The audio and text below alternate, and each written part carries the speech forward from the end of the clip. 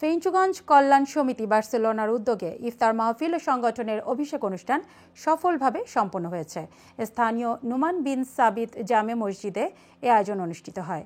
সংগঠনের সভাপতি সাইফুল ইসলামের সভাপতিত্বে এবং সাংগঠনিক সম্পাদক শাহ রবিউল হুসাইনের পরিচালনায় এই আয়োজন সম্পন্ন হয়।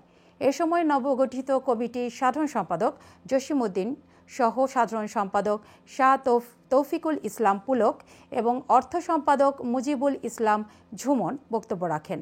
এছাড়াও অনুষ্ঠানে কমিউনিটির ব্যক্তিবর্গের মধ্যে উপস্থিত ছিলেন শাহাদুল সুহেদ, শিবলু আহমেদ নিয়াজি, গিয়াসউদ্দিন প্রমুখ।